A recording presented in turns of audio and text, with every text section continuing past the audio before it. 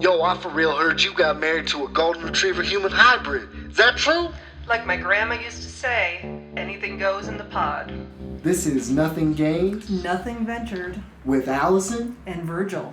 Oh, hello, ladies and gentlemen. This is a podcast with Allison. Allison, isn't this a podcast with you and me? Who am I? I'm pretty sure this is a podcast. I think you're Virgil. Yes, that's me. I don't know anything for certain anymore, but I do think. No, I know nothing. I honestly, yesterday, forgot that it was Friday. I did not even, I was so unaware until somebody had mentioned it. Yeah, it doesn't even register. I mean, we were talking before the podcast about how movies like Groundhog's Day look like a more appealing way of life than the one that we're all currently living, because at least in that movie, Bill Murray can go to restaurants and talk to people and be out in public spaces. I learned something interesting this week. So I've continued to read about the Black Death, because that's what you do when you're living in the middle of a pandemic. Yeah. And that's so meta of you, by the way, reading about the plague while living a current plague. the Black Death is still significantly more horrific than what we're living through. I mean, people didn't even have Facebook or Instagram back then. So, like, they couldn't even, Wow. lay in their sweaty beds. That does make the plague a lot worse. I'll Yeah. tell you that. I mean, they didn't have Netflix. I wouldn't even be able to Instagram my open sores. You know what I mean? No, so like, what's the point of even having them? So I was looking at cures, and there's people didn't know shit about medicine back then. Apparently, a lot of people don't know shit about medicine now. We'll get to that in a minute, but so there's tons of weird like Black Death cures, because it was the 12th, 13th century. But one of the suggested cures was to live in the sewer. It's like, I mean, basically the sewer is already coursing through your veins, so you might as well just go down there and live it. Their theory was, if you were living in the sewer, the foul-smelling air in the sewer would keep out the clean air that had the plague. Whoa! So people would go and live in the sewers, and they would die of like cholera. You know what they should have done is they should have taken a page from your dog and just eat an old dead rat. Yes. So this morning, our puppy, who is seemingly recovered from parvo, but maybe soon to get another terrible disease, unearthed a calcified dead mouse in my closet, which is exactly where you want dead mice to be found. Absolutely. Is where you keep your clothing that you put on your body. So yeah, like my feet are probably full of like Hantavirus. And he gnawed on that for a little while, but who knows? I mean, maybe Abe. Bernie was our last dog. Abe is trying to tell us something. Maybe he's trying to tell us that the cure to coronavirus is gnawing on calcified corpses.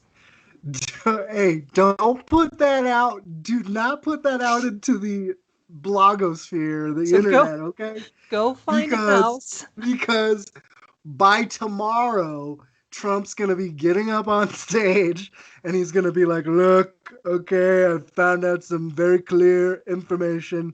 We need to be ingesting calcified rats. I like how you keep saying it's a rat.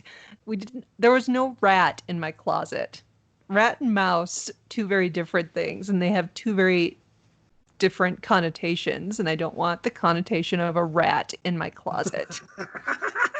I'm not that kind of a person. We haven't fallen that far yet, where there are rats lying dead in my closet. So, since we're talking about cures, of course, we're all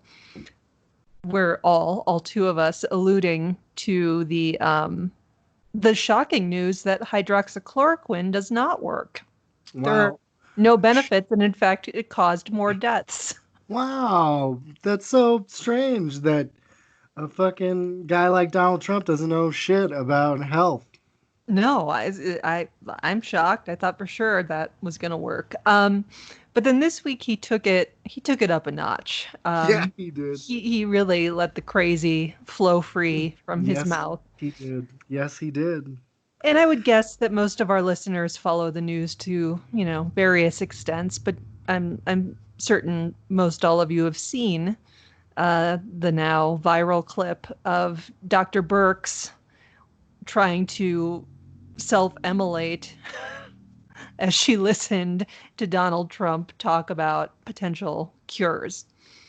So I want to share this quote that many of us are familiar with now, from the press conference where he went crazy, and then we can talk a little bit about how he responded to it. But there's something almost poetic about this quote. And this is Trump.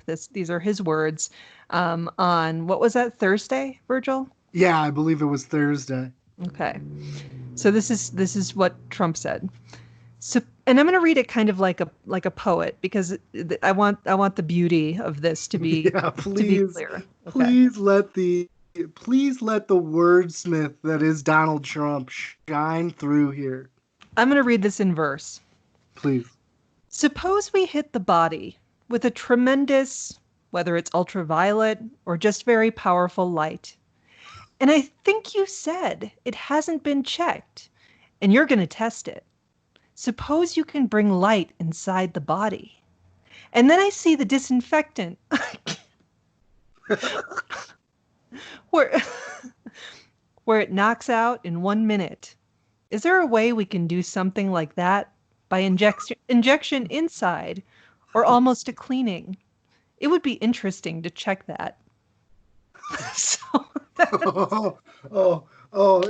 don't know if you can hear, but I'm snapping right now. I'm snapping. I need to take this to the flag slam. Wow. Yeah. Oh, yes. Yes, we should take this to slam poetry. I mean, I think Trump would allow us the right to use his work because it's just so magnificent. Yeah. No, it is snap worthy. He gets to say things like, I was being sarcastic, when clearly he wasn't being sarcastic. I mean, I'm going to start, every time I say something stupid or wrong, I'm going to come back with, well, I was just being sarcastic. I was just being sarcastic, okay? I was just being sarcastic when I gave you the wrong date of the SAT. I mean, like, what the fuck? And why would you use a press conference in the middle of a pandemic as an opportunity to be sarcastic? He's like, I gotta insert a little humor in here. Let me riff here for a little bit and suggest that people inject themselves with deadly chemicals. I like how Lysol had to get on the horn and be like, look, please don't do this, okay? I mean, I know it came from the President of the United States, but don't. And I saw people online saying, nobody'd be that dumb to do it. Well, people were dumb enough to vote for Trump, so I think they'd be plenty dumb enough to inject Lysol into their bodies. Well, I mean, they listen to him for everything he says. Hydroxychloroquine or whatever is just as much poison. I mean, you know what? Well, maybe not as much poison as fucking injecting Clorox into your body, but I mean, it's still poison if you use it in the wrong way or if you don't need it. I mean, obviously, because people have died from trying to use hydroxychloroquine. So it's like, they are willing to try risky nonsense that he suggests. So it stands to reason that we would believe that they would attempt to use Clorox. I mean, it's just Maybe he's insane. trying to Jim Jones his followers. In which case, he might be the greatest president. Oh my God! He gets up on stage and fucking. He's got this like green sludgy looking stuff. He's like, I've been drinking Kool-Aid every day for the past week, and I feel great. Maybe Jim Jones is being sarcastic. Look, you guys, I was just being sarcastic. Why'd you take me so serious? Guys, whoa. Don't take me so serious all the time. Jesus. God, it's a Jonestown massacre because you guys don't know how to take a fucking joke. Wasn't that what they used to say about like why Churchill was so inspiring during World War II is that he gave these witheringly sarcastic speeches to the nation? Yeah. Like during the Blitz. He's like, oh yeah, we'll fight them on the beaches of Normandy. Oh yeah, we're gonna win. You're gonna be just fine. Oh yeah, everything's gonna be great. Adolf Hitler's certainly going to lose. That was the tenor of most of Churchill's speeches. They're very like sarcasm all the way through. I think that was the hallmark of all of our greatest leaders. FDR was like, "Oh, today's a day that's gonna live in infamy." I'm so sure. I think sarcasm is the lowest form of irony, and I love when people brag about how sarcastic they are. It's like, that is the dregs of irony. So, I mean, I'm glad you have a talent or a skill, but anybody can have that talent or skill. Ergo, it's not a talent or a skill. Yeah, it's literally just an inflection of your voice.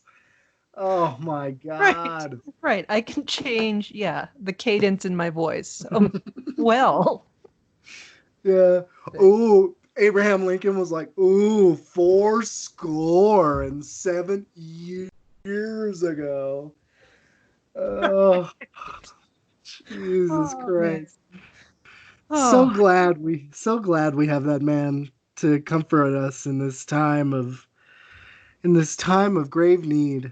With his sarcasm that is not sarcasm.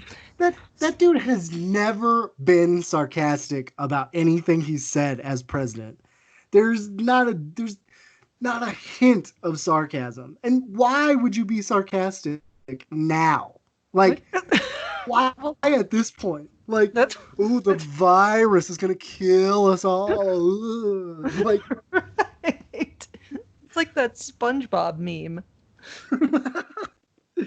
Oh gosh! Speaking of great world leaders, you had a world leader you wanted us to talk about today.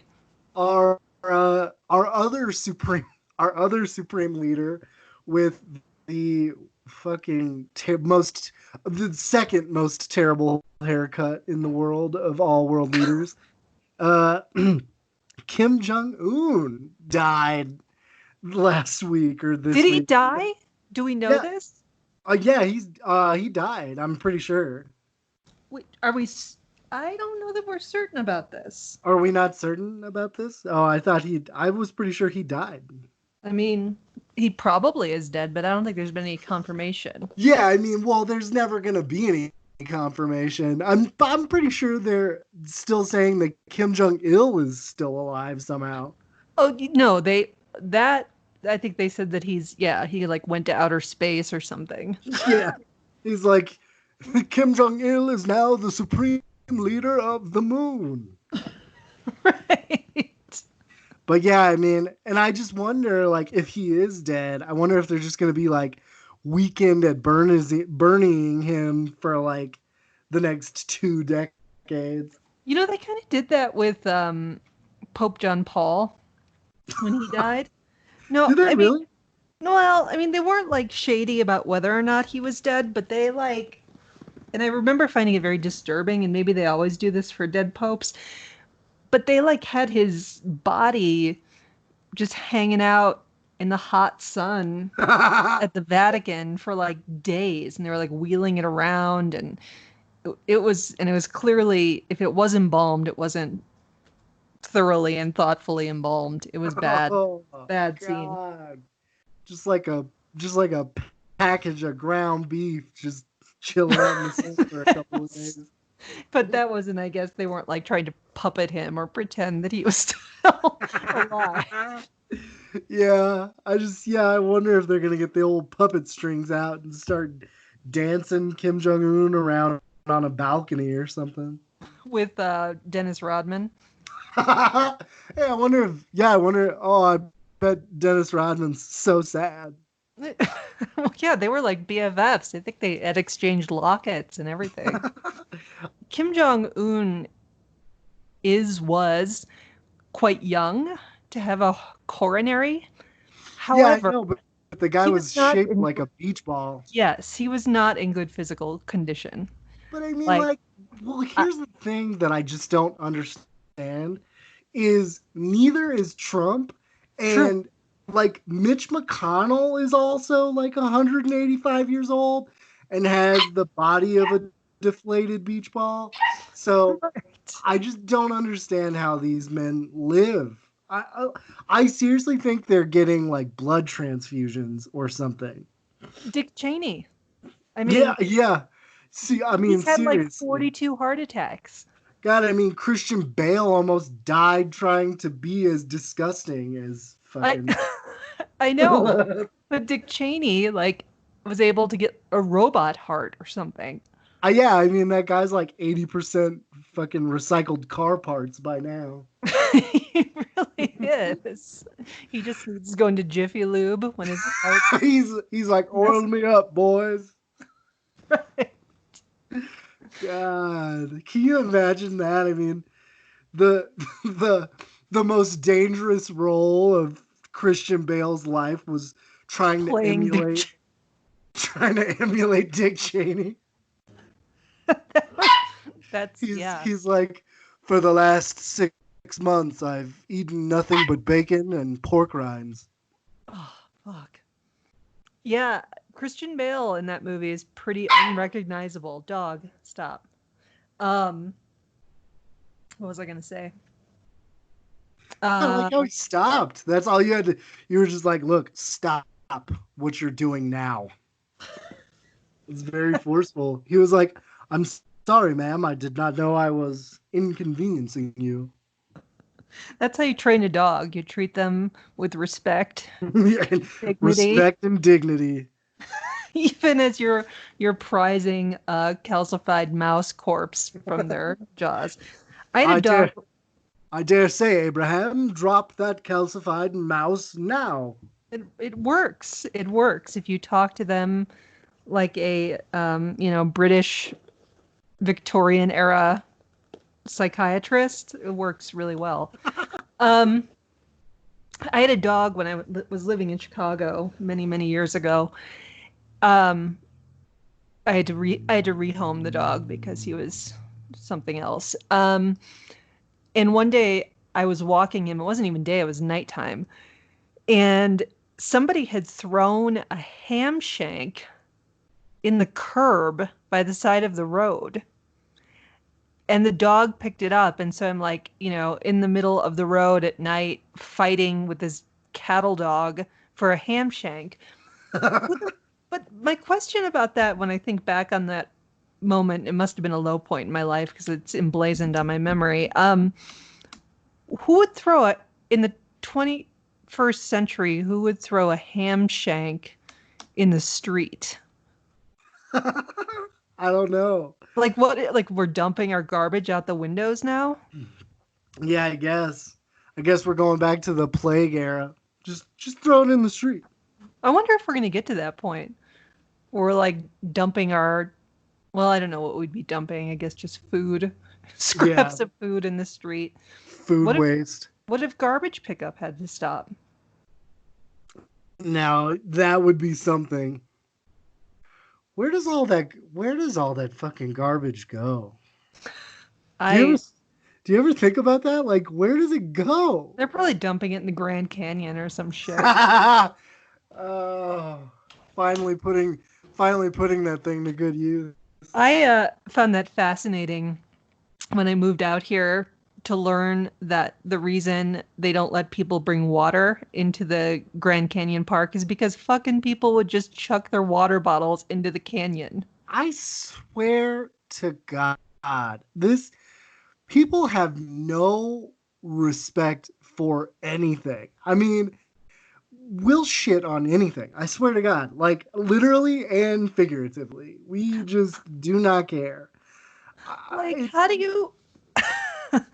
I mean, it's how do you just do that and then go on about your day and feel okay with the fact that you just threw garbage into a wonder of the world? Yeah, you're like, ninth wonder of the world, my ass. This is better as a garbage can. Right? This is nature's garbage can. Yeah, what's up with all this space? Obviously, nature wanted me to throw some shit down here.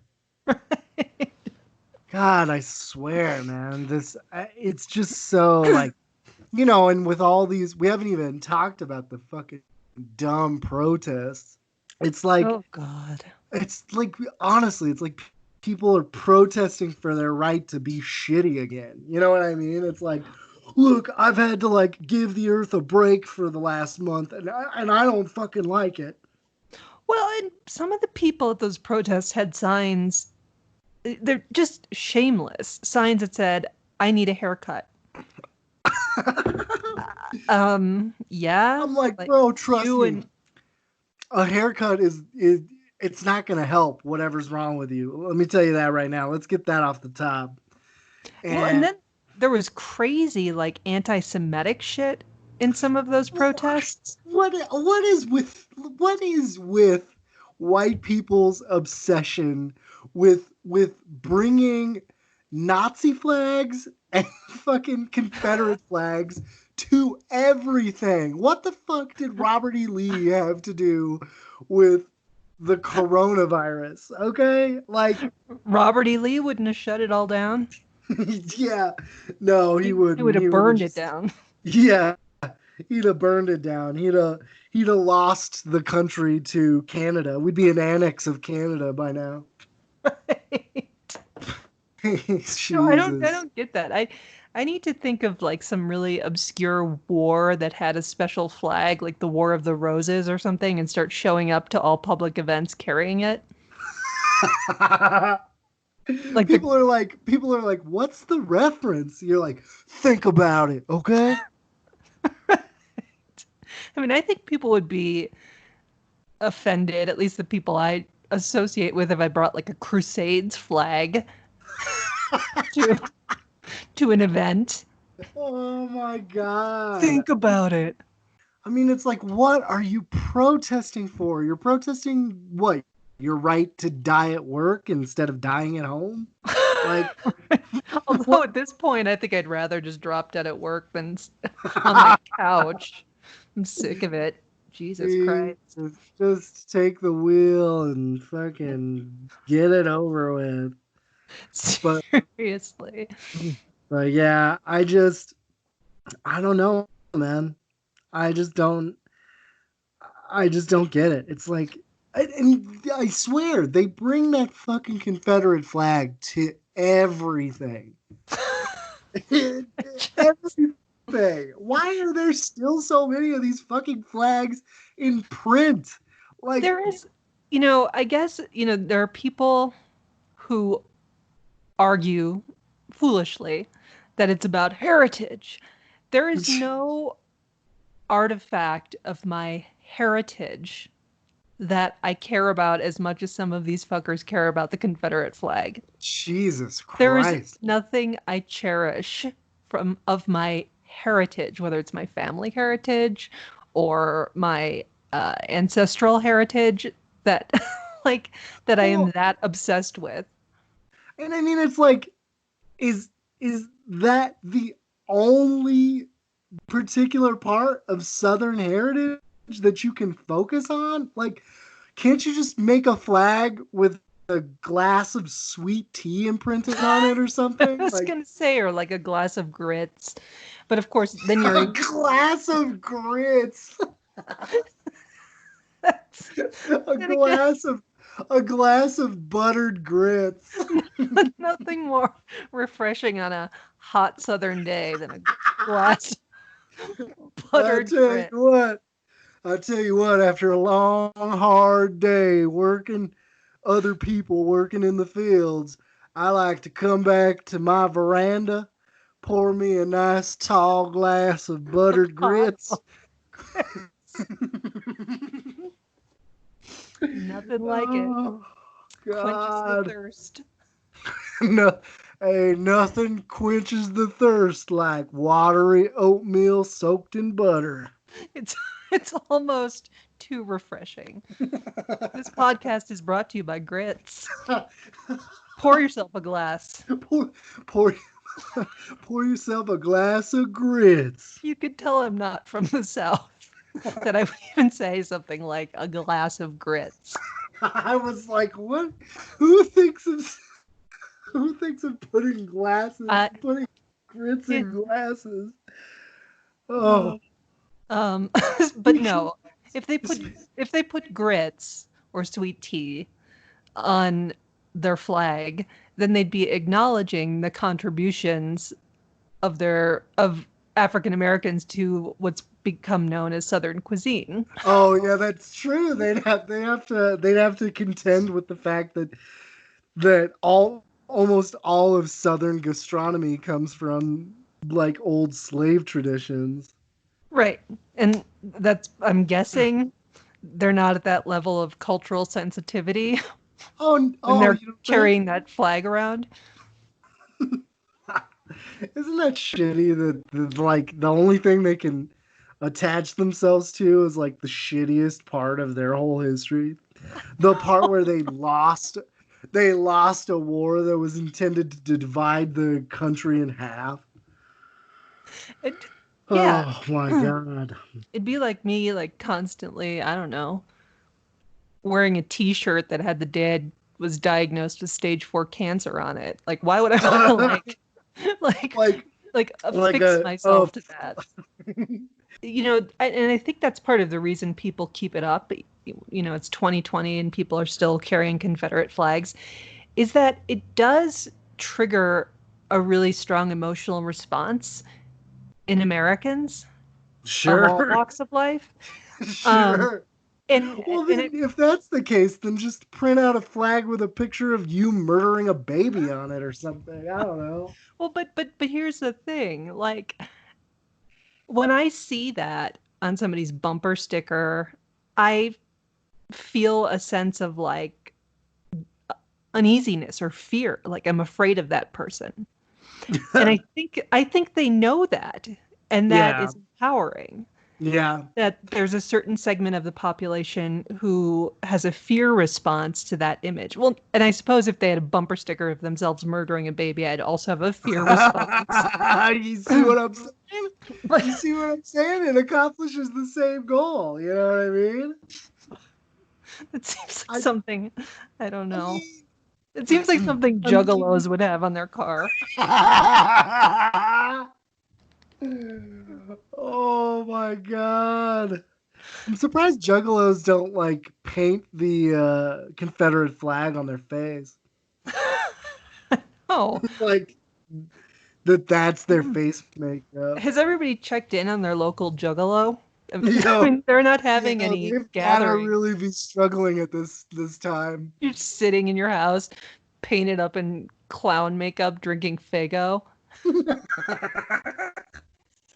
That would suck. Nobody to take an axe to, so you just end up jamming an axe into your walls all around the house. No women to sexually harass in public. Yeah, boy. This podcast is brought to you by Juggalos.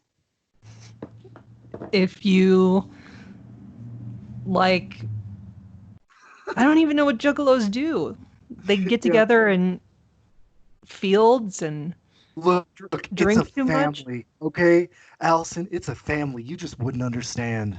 What do they do though? I mean, I don't know. They like get together and mosh pit, I think. in mud? They like mud, I think.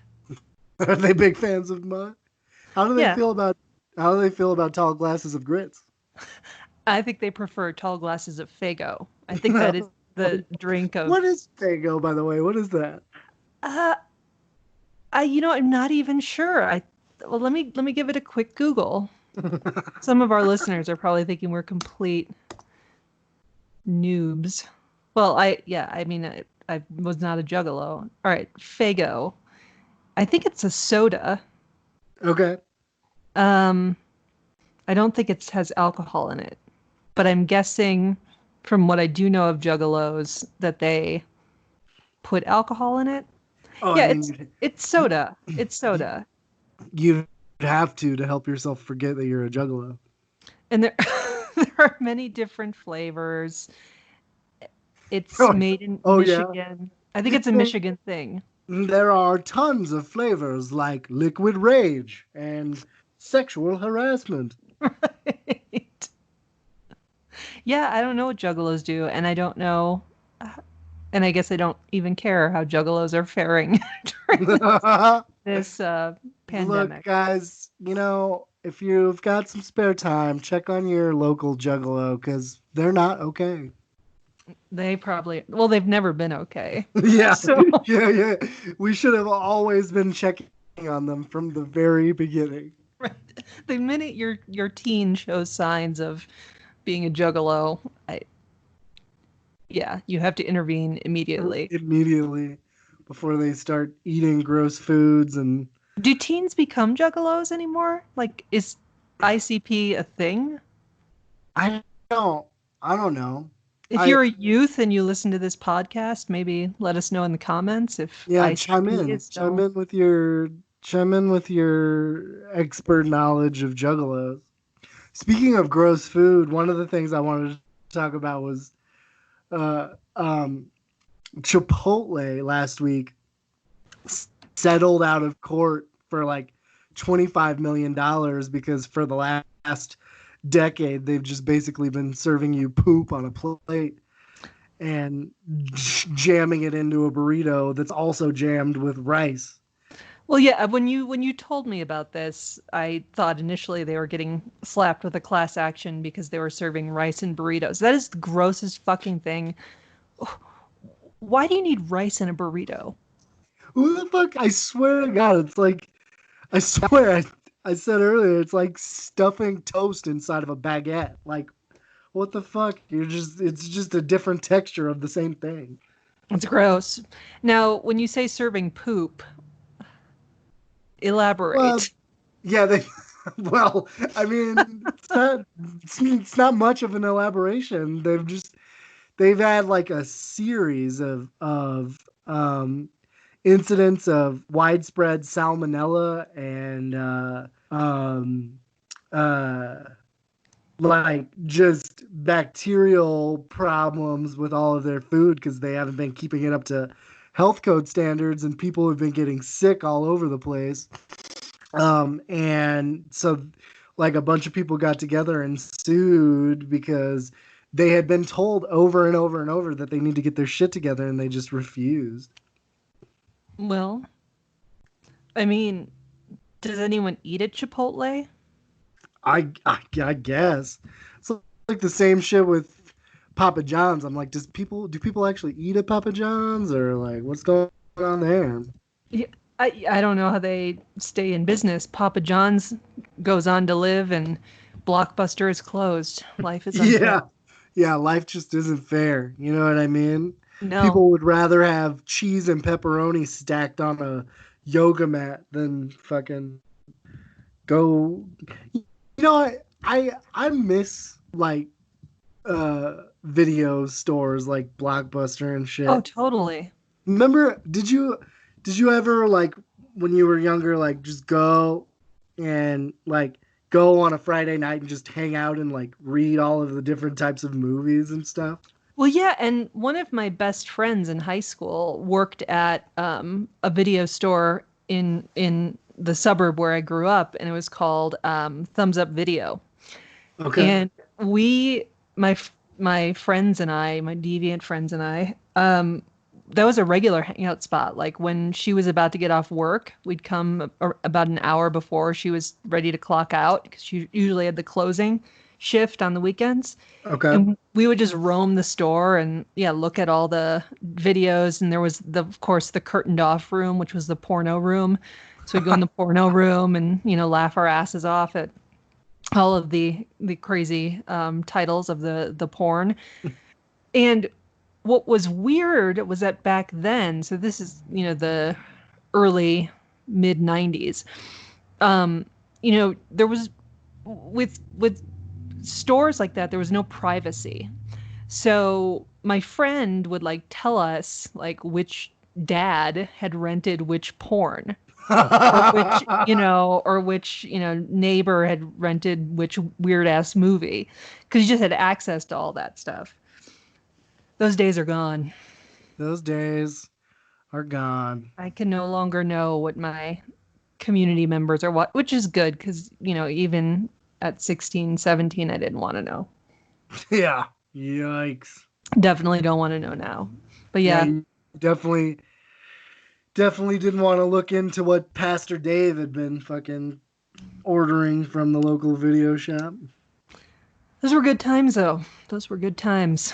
Yeah, simpler times. Simpler. No social distancing. You could hang out with people. Maybe that's the problem. Maybe we should have never gotten rid of video stores, and maybe none of this would have happened. I think you might be right. Because, on a Friday, Saturday night, a video store would be pretty jam-packed. Yep. Mm-hmm. Like think about it. We never had COVID when Blockbuster was still around, so. We didn't have COVID when Blockbuster. Has anyone thought about this? Has anyone investigated this? Yep. No, not at all. I think you should tweet at the president, ask him if he's looked into this. Dude, what if I did that?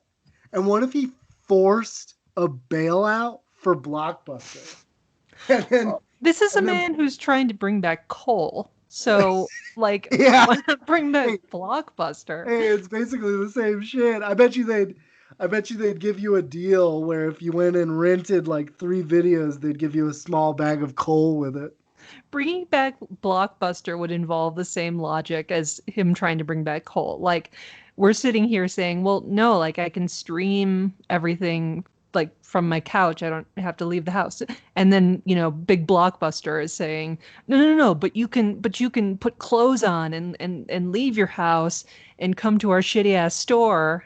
Yeah. And then maybe find a movie, maybe not, because we probably don't have enough copies. Yeah. And then the movie that you do have is like scratched to shit, so it's probably not going to play very well. So, why wouldn't you want to do that instead of just streaming movies on your... It's the same logic for coal. It absolutely... Blockbuster is obsolete. Although, didn't have COVID, as you said, when Blockbuster was still with us. Yeah. Thanks, Obama. Jeez. Yeah, thanks, Obama. Jesus. God, you killed coal. You fucking killed Blockbuster. Trump really inherited a mess. He did. No coal, no Blockbuster. Yeah. God damn. Well, Virgil, what else you got for us? Any parting remarks, thoughts? Allison, the quarantine has kind of zapped all of the zippity zop out of me, Same. I don't have any zippity zop. I don't know that I ever did, but especially don't now. I had a fair amount of zippity zop before all this, and now I've got zero zop. Well, maybe, one of these nice warm, we're having beautiful weather up in our fair mountain town, like agonizingly beautiful, because there's not a whole lot you can do in it but walk around by yourself. But maybe one of these days we'll do like what was that stupid show with Tim Allen? Oh, the Home Improvement. Home Improvement. The one where he talks to the weird guy over the fence. Yes, this is what I'm thinking, is that you could come stand on the other side of my fence. Yeah, your chain link fence that comes up to my waist. And no, but I would stand way back, and we could Yeah. shout across the yard. The Yeah, front yard. my mom mentioned that the other day. She's like, "Why don't you just go out, and like talk to Allison from her driveway?" Well, So who we knows? might have to resort to that. I mean, I think so. This is getting, it's just too much. We can put on, our nicest masks. Yeah, yeah. I'm imagining like having a glass of wine, wearing a mask. You have to keep pulling the mask up, take a sip. I mean, imagine trying to drink grits through that thing. I could not imagine drinking. If I had a glass of grits, I would just fucking take the mask off. God, getting grits everywhere. Ugh. Yeah, I want to get my grits everywhere, and I want to savor every last drop of that glass of grits. You can't. You don't want to waste a drop of the grits, boy. And I don't want a fucking paper straw with it either. You'd have to get. You think grits is like the southern version of boba? I think we might be onto something. When this pandemic is over, we're gonna open a place in Aspen Place at the sawmill. Yeah, we'll call it tea grits. Tea grits, like just the letter T. Yeah, tea grits. And then grits with a Z. Yeah. It'll be right next to the yoga studio. Yeah, it'll be sandwiched in between the yoga studio and a fucking Louis Vuitton store. Is there a Louis Vuitton store in the Aspen Place? No, but there's an Eddie Bauer, I think. Close. Yeah. Yeah, close enough. Yeah. Well, good. We got plans and dreams. Yeah, one can dream, Well, you know what this is, folks? This has been another episode of Nothing Gained.